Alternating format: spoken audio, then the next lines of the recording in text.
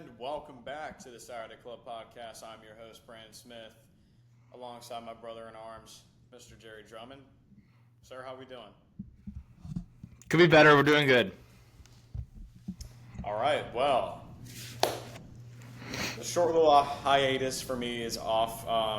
We're back. I apologize for not being on the last episode. Had some things come up, but we're back. We're here to talk about Week 5. We got a loaded slate this week. A lot of great games. We have some coaching news we're going to talk about. A lot to get into on this episode.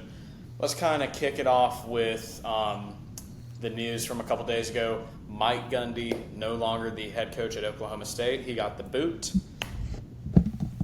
I think we saw this one coming. Yeah, I think after you lose to Tulsa on a Friday night, interesting PR move from Oklahoma State. I don't know why you still fire him Saturday, and no one really talks about it if you fire him Saturday. Yeah, How bad did they lose to Tulsa? Casual. Lost 19-12. Did you not watch that game? Not gonna lie, I did not. We won't talk about that though. I think the main thing is we saw this one coming. I don't think it was anything out of the ordinary. I don't know. What are your initial thoughts? Is this a job that you think? Is this a desirable job? Yeah, I mean, of the three open right now, I think it's Virginia Tech, Oklahoma State, UCLA. I think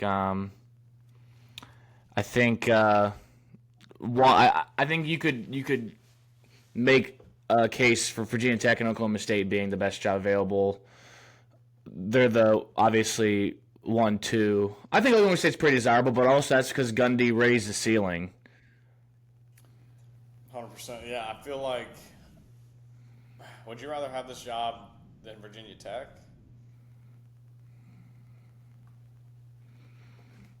I don't know. The Big 12 is just so wide open. Like, you could, realistically, you could go in there and win the league in year one. I'm not saying, like, I don't know what the chances are of that, but you realistically could do it just because the league's wide open every year. There's not a Florida State, Miami, Clemson in that league.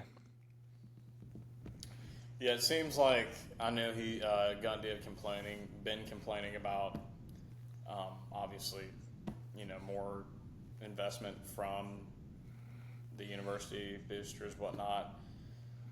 I kind of went over that in the video. I think that was what he was saying about Oregon was more so kind of a cry for help. But I feel like if Oklahoma State does invest a decent amount, like you were saying, though, Big 12's wide open. Like, you could come in there in a couple of years, win the conference. Like, look what Arizona State did. Like, it's not out of the realm of possibility. I think, yeah, ACC is a little tougher, especially UCLA in the Big Ten. It's gonna take a while to compete with the top dogs, but I mean, there ain't no love in Oklahoma, but it's not a bad place to be. You got some recruiting pool there too. Yeah. Anyway.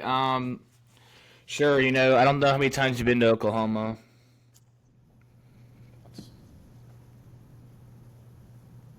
Cool. Oklahoma's an interesting place. It's not really. It doesn't seem real when you're in it. I've been to Stillwater. It's a beautiful campus, great facilities. You're right about the recruiting territory, I guess. I mean, North Texas is expanding. There's rumors to be another Metroplex in that North Texas area. But Stillwater is still 4 hours away from Dallas. So it's close, but yet a little too far. I think this job would be a little more desirable than people think. Yeah, I mean, if it were me, I'd probably choose Oklahoma State over Virginia Tech and UCLA, just because. UCLA is one of the worst jobs in the Power 5. Yeah, that's a tough one. The people who do care, you're second fiddle to the other school down the street. Like, like we're saying, you got a decent recruiting base. If they invest, it seems like, you can compete. You can be one of those top teams. Any team in the Big 12 can be a top team. I don't think the problem was investing. I mean, they have all the money in the world for a Big 12 school that you kind of need in that area. I think it was just Gundy didn't. I mean, they didn't start paying players till this year or last year. Yeah, they're probably definitely behind the eight ball on NIL.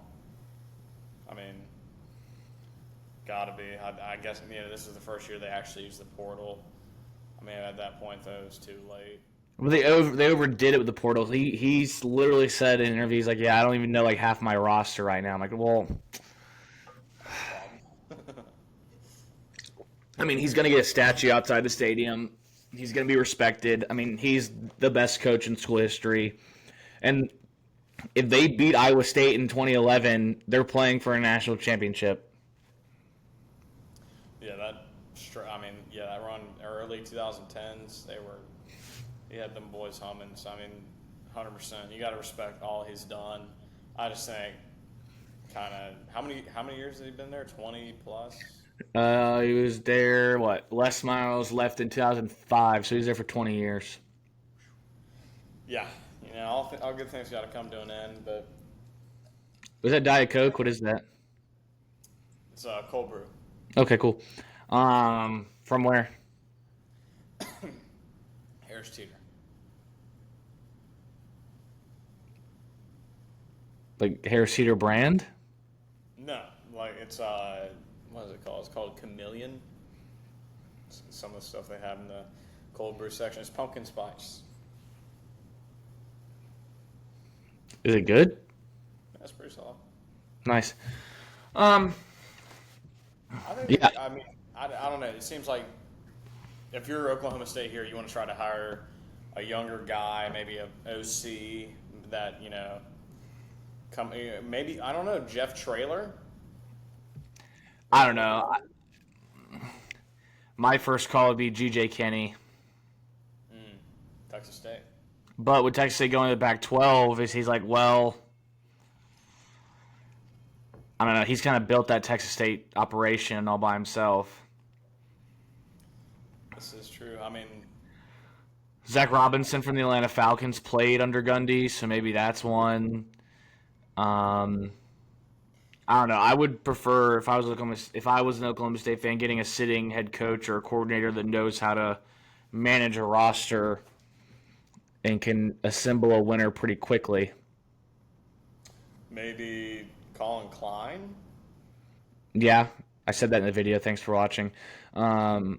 That would be weird, though, because Klein played at Kansas State, and I wonder if he's waiting because, Kansas State's already sick of Chris Kleiman.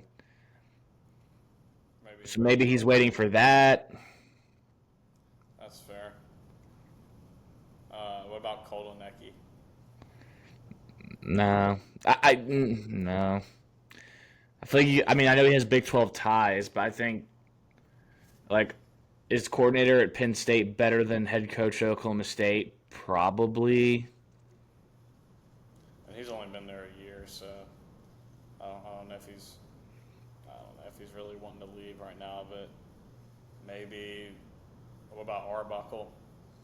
I think Arbuckle's holding out for a legit big time job, and also he's still relatively really young. I think he's only 20. I think he's about just turned 30. Dang. Yeah, I think they could get someone decent. No, I don't know who exactly. Maybe another name will pop up that we aren't talking about. But I think it's a solid job. If we had to power rank the 3 open jobs, I'd probably go. Would you go Virginia Tech 1 maybe? I think it depends on who you're talking to for the top. UCLA is the bottom. I think everyone can agree on that. Yeah, I think it's 1A, 1B for Virginia Tech. Oklahoma State, UCLA, definitely the worst job. But yeah, intriguing to see who they replace him with. Like we said, Gundy's had a long, really good run. It just was time for it to pass. But anything else you want to add on this one? Yeah, I feel like with these coaching moves, it's usually someone you don't really expect is going to become the coach. So I'm trying to think. I don't know. We could see someone like I've heard Jimbo Fisher. I don't know, but Jimbo Fisher from a organizational standpoint, I think would be good for Oklahoma State.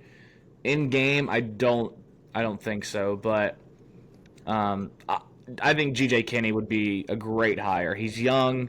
He played at Tulsa, knows the area, knows how to recruit, used the portal really well at Texas State. So that'd be my first call. No, I like that. I think it would be too for me. But yeah,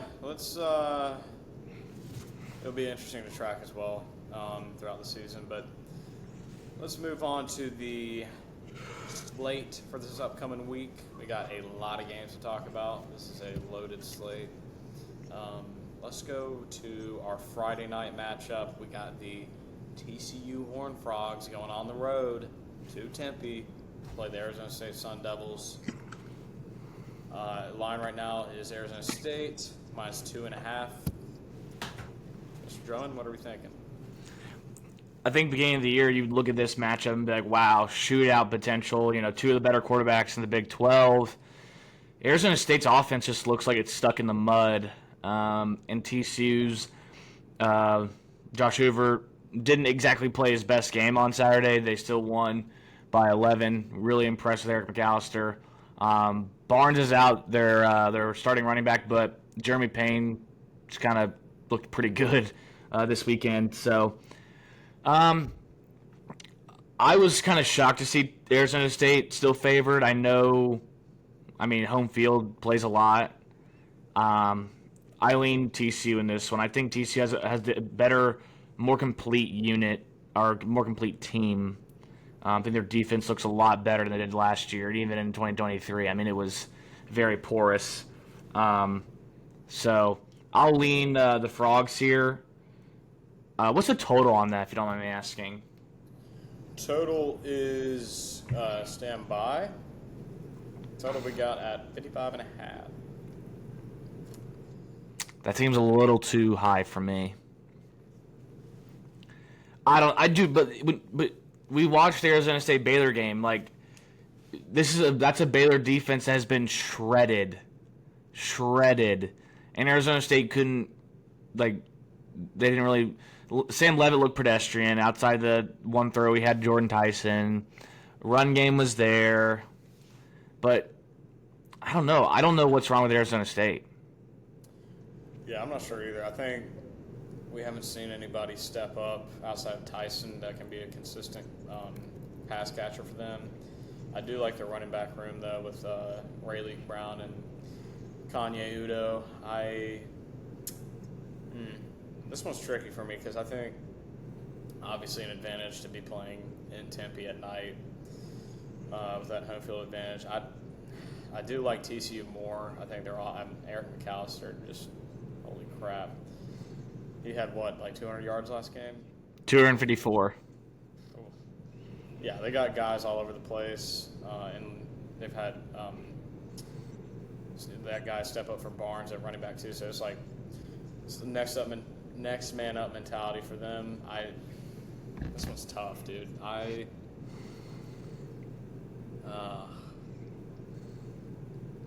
Arizona State's been tested. TCU had a good test last week against SMU, which I think is going to help for this game. I don't know, dude. I'm torn. This is tough. I'm going to lean TCU. I think Hoover, like we talked about, one of the better quarterbacks in the country. I think they have a... Yeah, a lot of people are laughing about that. Yeah, some people were saying that's crazy talk. Shame on them. Yep.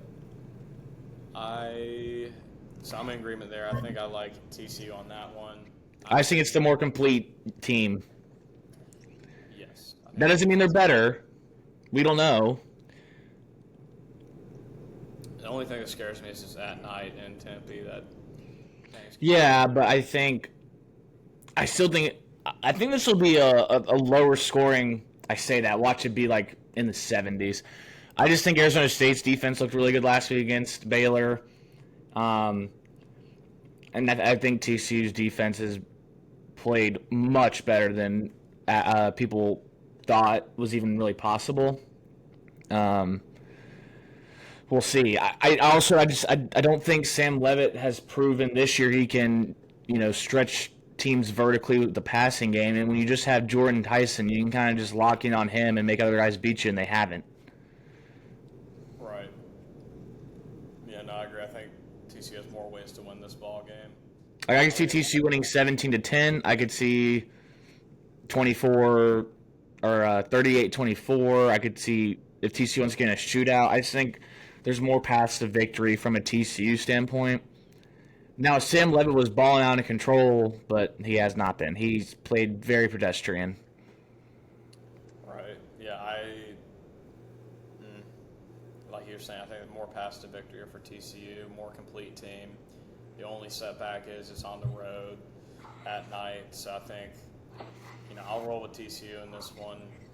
It's going to be a great game, though. I'm excited for this matchup. I think these are two of the better teams in the Big 12. So I think it's a don't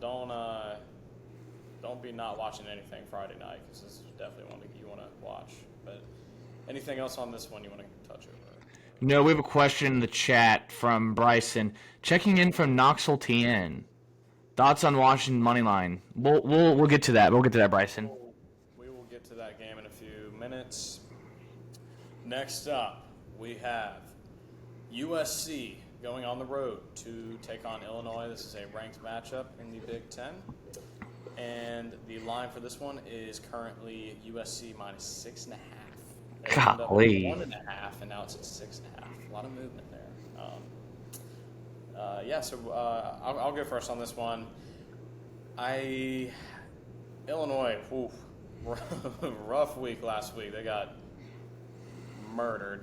I definitely caused me to rethink a lot of things about Illinois. I think Indiana is this year's Indiana. I think they look really good. Illinois they did not look like they even belonged on the field with Indiana. USC's looked really good with Mayob at quarterback. They've been spinning it around with Jacoby Lane and McKylum, and I think they're another very slept-on receiver duo. They're really good. I think the defense hasn't kept improving under I'm blanking on the name. Can you help me out, sir? Stand by. He came from UCLA. I honestly just Googled it the other day. Deanton Lynn. Deanton Lynn, sorry. Deanton, thank you. I like USC here. I think they're the more talented team. They've improved on both sides of the ball. I really like this passing game for them. I know it's on the road, which is tricky, but it's a noon game, so I don't think Illinois is going to be rocking too crazy, and they're coming off that, let's just call it that, ass whipping. So I think this is going to be a tough spot for Illinois. The over-under here is we got 60.5. I don't know. I don't really have a strong play on that, but I'll probably take USC minus the points. Yeah, it'll be interesting to see. I mean, that game's going to be at noon Eastern, so 9 Los Angeles time. Yeah. That's the only thing I'm a little worried about, but I feel like it's not like this is their first year in the Big Ten, so I like Maiyava a lot. I think it shows a lot about the trust Lincoln Riley had in him. They didn't go out and get somebody. I like Eli Sanders a lot in the run game. I think Riley does a good job scheming it up. Obviously, everyone wants to talk about the explosive pass game, but his guard tackle counters are awesome. Traditional air raid run game concepts. Defense looks better than it has. I don't know what Illinois' game script will look like if they're going to try to just ground and pound and shorten the game a little bit and, make USC be physical for 4 quarters. That's the only thing I'd worry about if I was taking the 6.5. But I lean USC, 9.1 yards per play. It's number 1 in the country. Granted, haven't really played anybody outside of Michigan State, but still pretty impressive execution. So I'll lean the Trojans here, and I don't know. I mean, USC looks a pretty sneaky potential playoff team. Potential. Yeah, that could be a dark horse for sure. I really like that offense, and Wayman Jordan, a name to watch, had over 150 yards last week against Michigan State. Breakout player for them. So yeah, I think we both like the Trojans here. Anything else to add on? Or are you ready to move on to the next game? I'm ready to move on. All right. Let's talk about, we got Louisville going on the road to take on the Pitt Panthers. The line on this one is Louisville -4.5. What are your initial thoughts on this matchup? Yeah, I really don't know what to think about Pitt. They were my sleeper in the ACC, and they were beaten. They blew that lead to West Virginia, ended up losing. So I mean, since then I've been kind of reeling off the Pitt hype train. But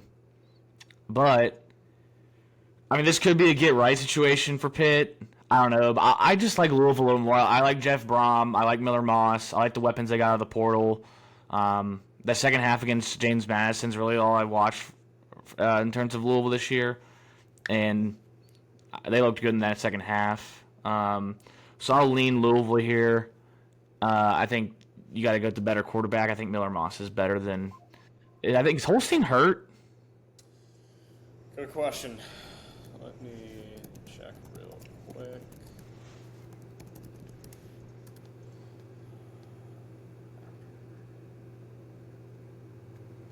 I think he. Let's see. Because I know he got banged up at the end of the.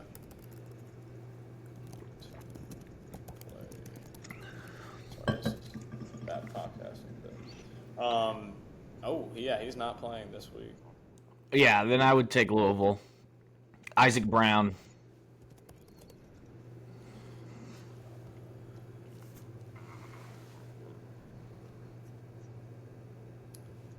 Okay, the Google is going nuts. It's talking about last year. Oh. So I don't know. I haven't seen. I'm not seeing anything saying he's out. So I think he's gonna play.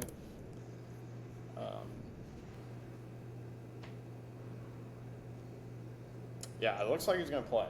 So I think Pitt's obviously don't want to lose to West Virginia. I think that's on the road though, rivalry game. That's a heated one. So I mean, coming back home, you got a week off. Holstein's playing. I think I could see this being a get-right game for Pitt. I think it's a good matchup, though. I like Isaac Brown a ton and Miller Moss at Louisville. I think this is a pretty even matchup. I'll lean Pitt here. I'll take the +4.5. I think they get right at home. These are two teams I think could still end up competing to get to Charlotte in December. So I think this matchup means a ton. Both these teams are going to be ready to play. Going to be interested to see that matchup, the chess match between Narduzzi and Brom. I think that's also something. Yeah, I'll take Brom all day. Yeah, Brom can scheme it up. There's no question about that. I'll lean Pitt here. I'm not too confident on it though, but I'll take them +4.5. Did you have a play on the over/under 57.5? No, that seems a little too high for me. I just haven't watched Pitt. I've only seen Louisville a couple times. I tried not to. I don't want to put a total bet on it yet. No, I feel that. Anything else on that, or are we good to move on? You're good. All right. Next up, we're going to talk a little bit about the 3:30 slate now. We got the number one team in the country, the Ohio State Buckeyes, going on the road to take on the Washington Huskies. This one will be on CBS. We got Ohio State currently at 8.5-point favorite. I will lead us off on this one. I know this was a kind of a big matchup before the season, Big Ten wise. This one was getting talked about a lot. I know a lot of people had Washington as a sleeper for the playoff. I like that offense though with Damon Williams. I think he's a heck of an athlete at quarterback, and Jonah Coleman. That's a pretty good duo in the backfield for them. I think what I'm concerned about for them is the lines of scrimmage. I think Ohio State is very superior on both sides of the ball. They should have no problem kind of handling Washington on the lines of scrimmage. I think Ohio State's got too much talent here. I know Washington's a tough place to play. Believe me, I know. I think it's an intriguing matchup. I think Ohio State has too much. I'll probably end up taking Ohio State -8.5. But what are your thoughts on this one? First of all, good question here from Bryson. Do you all miss SEC on CBS? Yes. The Big Ten on CBS doesn't really do it for me. You want to comment about that? Oh, no. I agree 100%. You just don't have the same matchups that you did in the SEC. I miss it as well. I like Washington to cover this one. I know that sounds crazy, but I think Damon Williams is like you said, heck of an athlete. And Julian Sain, first true road start, and you got to go to Husky Stadium. I think Ohio State wins. I just think 8.5 is a little too much. Yeah, that's fair. I mean, I don't think Washington's going to be able to score at will because I think Ohio State's defense is legit. I just don't know what do we see from Ohio State's offense, in a hostile road environment. Granted, you have tons of weapons, but I don't know. I think 8.5 is a fair line. Yeah, obviously it does help Washington. It's at home. They got a good environment. I think if you can get, Julian Sain comfortable into the game, kind of, let Bo Jackson get some carries, do some quick game and whatnot. I think they'll be able to kind of then start to take some shots and kind of we really see that talent advantage start working in his favor for Ohio State. I don't know. I like it. Washington hasn't played a pulse yet. They haven't played anybody, so I don't know what they're going to look like.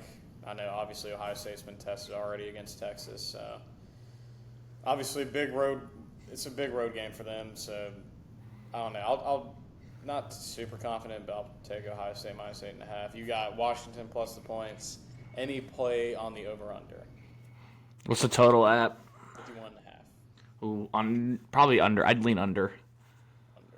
Okay. I think Ohio State could get up 17-3 pretty quickly, and then just be like, all right, let's just try to get out of here with a win type thing. No, I can see that.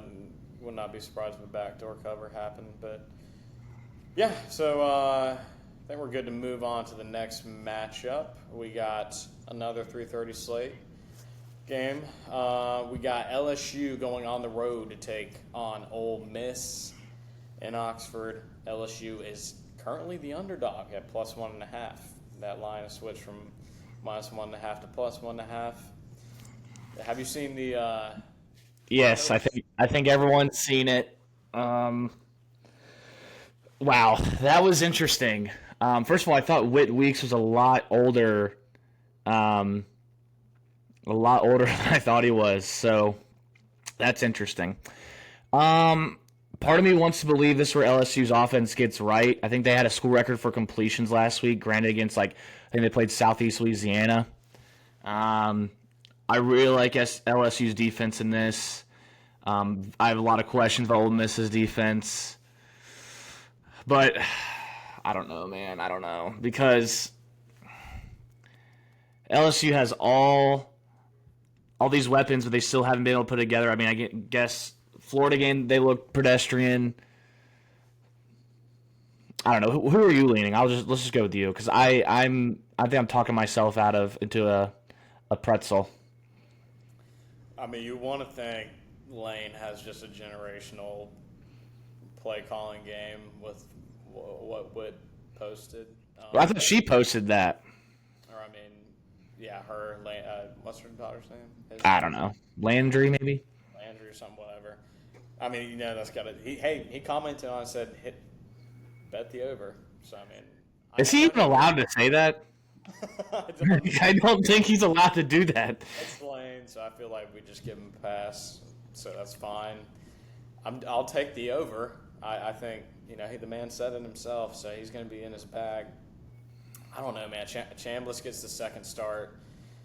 He looked good last week. I mean, LSU should win this one. They got more talent. I like their defense a lot. I'm going to take LSU plus the points. Yeah, I think I'm taking LSU too. Because I think LSU. This has to be the game where Nussmeier shows why could be a number 1 draft pick. There's just too many weapons outside, and Caden Durham. Like, this is where they can kind of get the run game going, I think. Yeah, I know we got a comment in the chat. James saying, script talking through him, take the under, fellas. I think this is an under game. I don't know. What is the total? Sorry, I don't know if you already said that. Total is 54.5. Oh, wow, that does seem kind of low for an Ole Miss game. The thing is, the Tulane result, I think, is a little misleading because Tulane, they didn't have to win that game to be in the playoff conversation. They had to beat Northwestern and Duke. So I feel like they were kind of gassed out towards that. So, I mean, I feel like with this game, I could see the over happening just because it's Lane, and then this LSU offense is loaded. Like, it's gonna be a tough time. It's one of those. It may be like the style makes the matchup. Both high scoring offenses. I know. But have we seen LSU been able to score at will? Yeah, I don't know. I mean, this may be the game where they show that they can stay in a track. It has to be. It has to be. There's way too many weapons for LSU. Trades is back this week, which he's another red zone target for them. I know he's a big player for Memphis in the Dynasty League. Yes, great player. Major pull for the squad there. Great player, better person, culture guy. That's right. Yeah, I think both of these offenses are loaded. I'll take LSU plus the points, and I'll take the over. I'm taking LSU just because I believe in their defense more. That's fair. Any other thoughts on this one? No, it's just gonna be awesome. Like, this game's gonna be sick. I need to see what I need to see what Ole Miss is wearing uniform wise. Do you think they'll go with the powder blue? I hope they go with the classic navy, but who knows? They wore that last week, so. Yeah. We'll see. It'll be an intriguing matchup, though. Let's move on to the next. I got another 3:30 one. We got Auburn at A&M. Auburn coming off a game where you don't want to say, you don't want to ever bring up the refs, but they had some very questionable calls. Are you talking about the fake substitution? That, and there was one other, I can't remember what the call was, but there was another call that just killed a drive where they were driving down. I think they scored on it. It might have been a touchdown play that got called back for some penalty that shouldn't have been called. I can't recall. It was a few days ago, but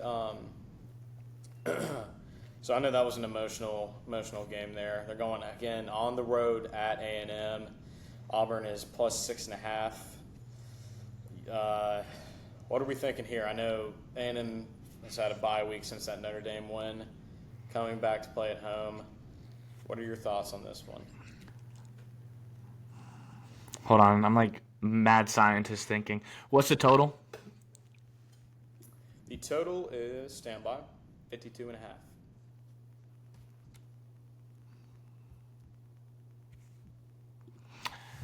Six and a half just seems like a lot for. Isn't okay? Never mind. Sorry, I had a brain fart. Well, we got a comment in the chat. How do you all feel about Arnold? Yeah, that was quite the comment to say after losing, getting sacked 10 times. Yeah, I don't think I wish I was Jackson Arnold either. That final drive, dude. That was All-time cover. Thank you. Huh? Yes, dude. I had Oklahoma minus 6.5. That was the greatest beat. Three straight sacks. Yeah.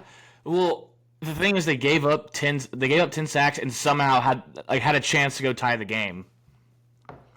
Nuts. And I that's like that Auburn defense. That Auburn defense is good. Falk's legit. Yeah, he was a ball player, and that was supposed to be Auburn's best offensive line ever. And they got Well, in 10 years, according to Andy Staples. God, I don't know. I lean 6.5. Just seems like a lot because I don't know if A&M can stop anybody.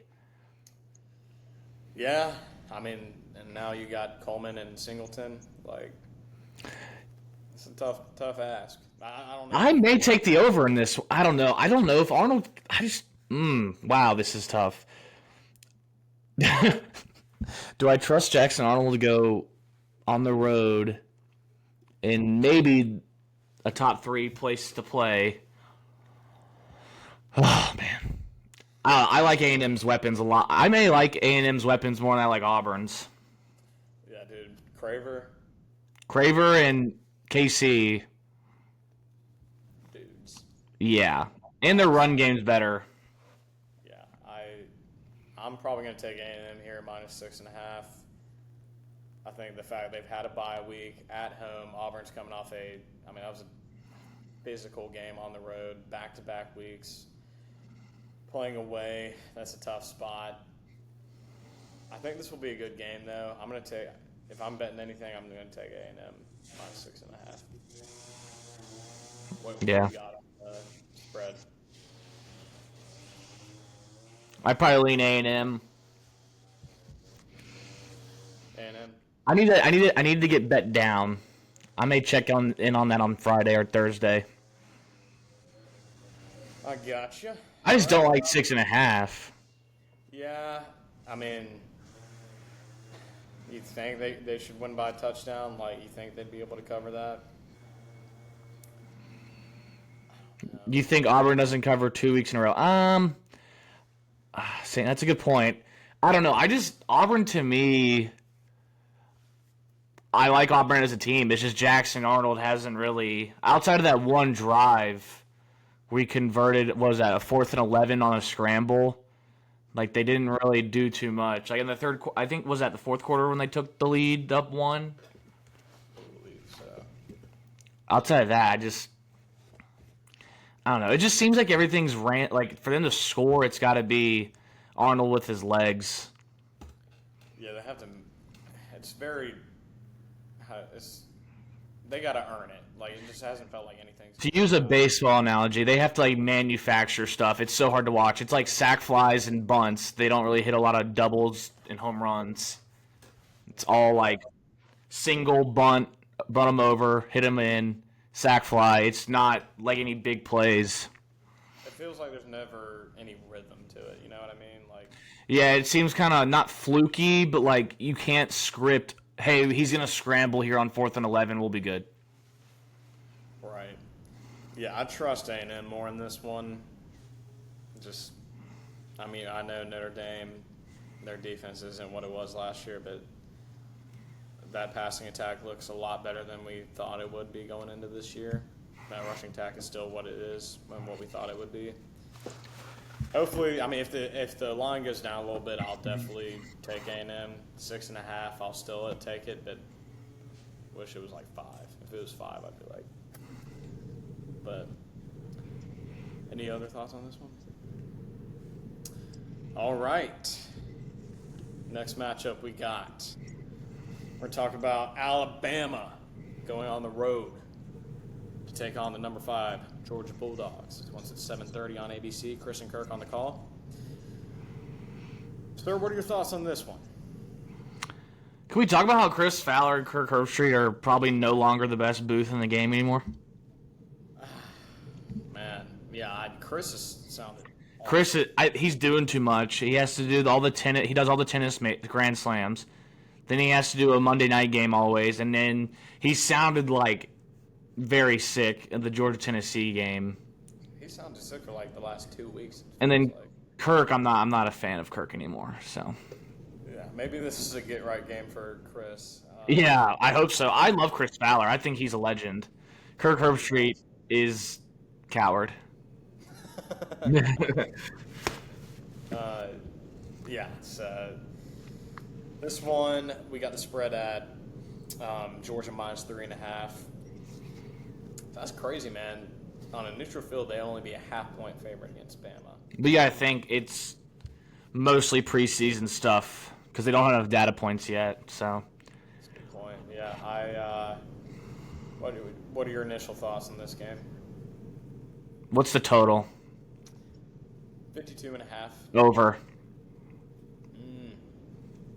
Over. And I like Georgia big. Not big, but I like Georgia to cover here. Ooh. Well, why is that? Dude, Georgia's Georgia again. Oh, you think this is like the Georgia that we're used to seeing? Yeah, I mean, I'm not trying to bring up bad memories for the chat, but they were down pretty quick against Tennessee and fought their way back in. After that, I was like, all right, this Georgia team is legit. Stockton, I mean, this is going to be a good quarterback matchup. I think Stockton and Simpson, a lot of people wrote those two guys off, earlier in their careers. And now we get to see, they play each other in a top 10 matchup. I just lean Georgia here being between the hedges, as they say. And I don't know. I just like Georgia here. Yeah, I like Georgia as well. I think, again, like since the Florida State game, Bama hasn't really.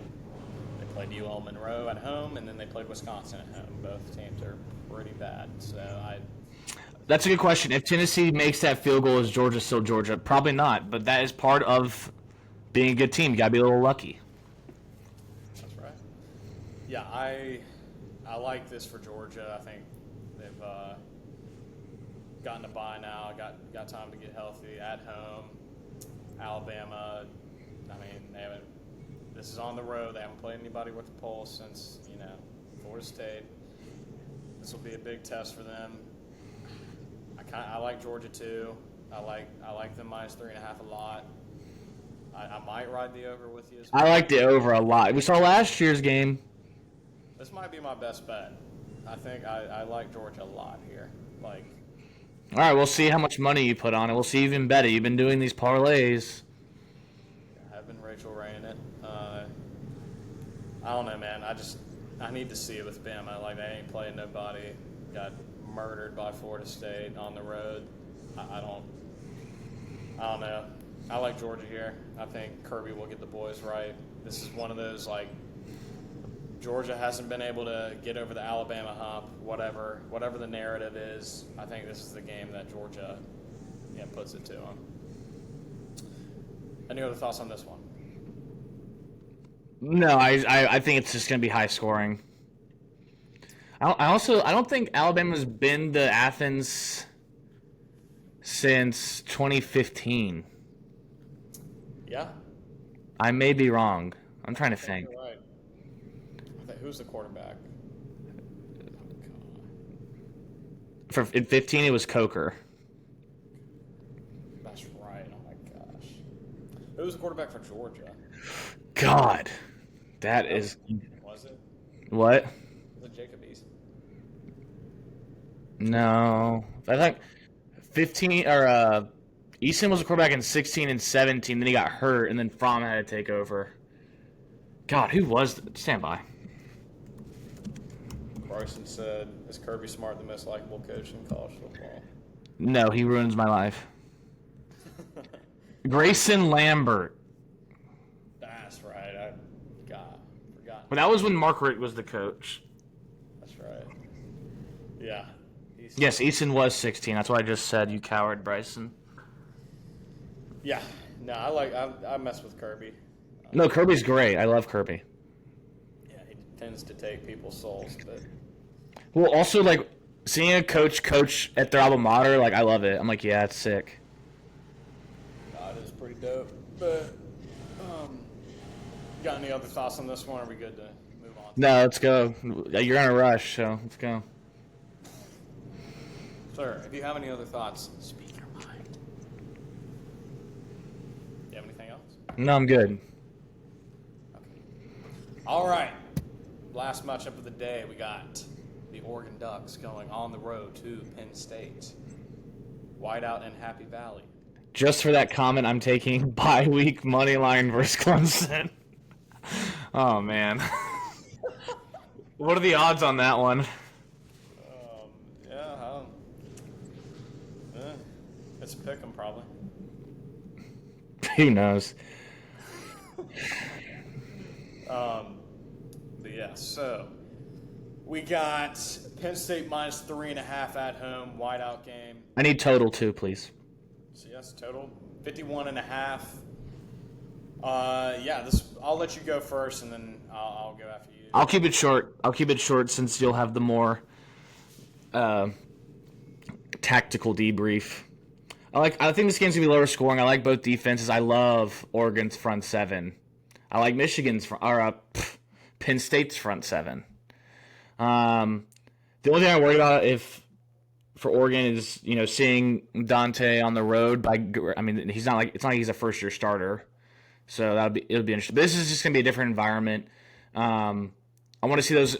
How does Penn State look with the improved wide receiver unit against the top of the line defense, and I'm really excited to watch Jim Knowles versus Willie Stein. I think that's going to be maybe the matchup of the week in terms of coordinator versus coordinator. I think those are two of the best in the game.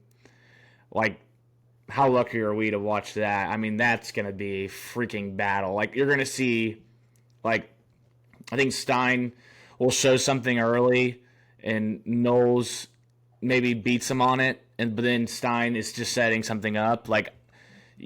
That's going to be a hell of a battle between those two guys. So I'll keep mine brief. I like Oregon here to cover. Who knows how the game goes? I like the under. I see it being 27-24, 27-21, something in that range. All right, yeah, Do you like what I had to say, though? Was that cool? No, I do. I like what you had to say. It was good points. So first of all, I'll start off. What I'm going to be looking for. We'll be attending this one. We'll be getting some live content on that. 100%. Oregon offense versus Penn State defense. What I'm going to be looking for. The only thing that worries me about this Oregon offense. Both of these tackles and pass protection have been kind of iffy, especially with Isaiah World at left tackle. He has a problem with anchoring. So when you're going up against a guy like Dennis Sutton, who's one of the more powerful, better bull rushers in college football, that's going to be a matchup I'm going to be looking for on that side of the ball.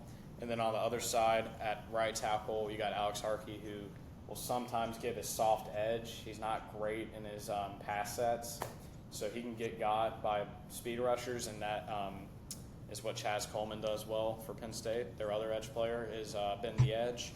So I think that's something that I'm going to be looking out for. Can those Oregon offensive tackles hold up on the outside versus those Penn State edge rushers? I think on the interior, Zane Durant, for all the hype he gets and the recognition, I think that he can get got in the run game. He gets easily set off his spot. He's not a big guy. He's only 6'1", 280. So I think only 280. Yeah, jeez.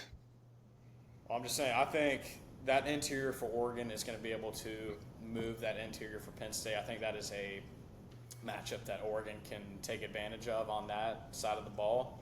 So that's going to be something I'm looking forward to as well. I am also super excited to see how DeCorian and Malik Benson look versus those corners for Penn State, specifically A.J. Harris. I think he's one of the better corners in college football. That's going to be another fun matchup. There's just matchups all over the field that I'm looking forward to. And like you were saying, that chess match between Will Stein, Jim Knowles. Jim Knowles got the last laugh last year, win that Rose Bowl game. It's going to be interesting to see what we do. I know Kenyon Sadiq, arguably one of the better weapons in college football, one of the better blocking tight ends in the game. He's going to be a problem for those Penn State linebackers. I think that's advantage Oregon on that aspect. I think Oregon's going to try and establish the run game, really use that interior offensive line to the advantage, and from there kind of do some play action, hit DeCorian Moore and Malik Benson, stretch the field, get Sadiq involved. I think this Oregon offense is just, it's got too many weapons. And on the flip side, Drew Allar has just looked nowhere near elite. Yes. Thank you. I think this is where you'll see Stein use Sadiq a little more. Not, almost like how Penn State used Tyler Warren last year. I have a feeling. Do you think? I legit think they're going to line him up at running back or like direct snap. I think they will. I'm excited to see how much 12 personnel we use. I think you'll see a lot of 12 personnel against Penn State. Right, because you can max protect it. Right. Especially you're talking about the tackles having problems. Right, we can use those tight ends. I think Jamari Johnson's another slept-on player. He's big physical tight end that can move after the catch. I think you can use them to kind of help chip on those edges and help Harkey and World out. It's going to be curious, and again, to see if we go like any 21 personnel. I know we like Will Stein. I want to see Hughes start getting in a rhythm. That's one thing I've been surprised. I think our best running backs on our team are the freshmen, Davison and Jere Hill. The only problem is Jere Hill can't really pass block, so you're kind of limited in what you can do with him. I know he can house it from anywhere on the field, so I'm curious to see how much we play Hill in this game because I think he's a weapon. Lamar's another great player. He's kind of limited in what he can do. Like, he's not a very natural runner. He's not really good at picking his holes and whatnot. But for Penn State offensively, I don't know. I don't love this receiving core. Like, I know you went out and got guys out of the portal, but like Trevor Pena's solid slot guy. Hudson can catch the ball, but he's not like anything crazy after the catch. Ross is solid. Like, I think Oregon's going to be able to – I think they're going to try to sell out to stop the run, make Allar beat them. I mean, if I was Tosh, that's what I'd do. I'd be like, hey, I'm going to sell out to stop the run. Drew Allar, you beat me. Because when has Drew Allar taken over a game? Oh, let's just be honest. Like, when has he ever taken over a game and won Penn State a football game? I can't think of the last time he's done that. I mean, that is. Huh? I mean, I think that is the recipe. You would rather lose by Drew Allard throwing 330, and then the vaunted Penn State run game kind of gets limited a little bit. I think you'll take your chances with Drew Allard. Yeah, I'll take my chances. I think the secondary for Oregon is probably one of the more improved aspects of the team. They got range, they got size, they're physical. I just think that Oregon's got more matchups that are favorable for them. I think this is still a great game. I'm going to take Oregon to cover. That's probably my second best bet of the game. I like Georgia and then Oregon. I think it's going to be a great game, though. I mean, wide out. One of the best atmospheres in college football. I'm excited. But I got the Ducks. I'll go like 34, 27, 24, something. Well, there goes my over. My under. Damn. I'm literally have green on. Yeah, I don't know, man. I think it's going to be lower scoring. I don't know. I could see the over just because if Oregon starts scoring some points, then Kotelnicki's going to have to start getting in his bag and trying to catch up. So, well, I guess the last time these two teams played, it was played in like the hundreds. So, yeah, no, I may rethink. The game was played on turf, though. True. But yeah, again, this slate's loaded. I'm super excited for this week. Yeah, man, this is what college football is all about, man. This is. I think we're getting to the point where this week we're starting to get set up for the rest of the season. You know what I mean? Like, we're starting to hit. These teams are going to start hitting their strides We're gonna start to really find out a lot more about these contenders, what that group looks like. But yeah, and any other final closing thoughts you got? Trying to come up for a name for this Saturday. Last week was Scavenger Hunt Saturday. We found out a lot. What could we call this one?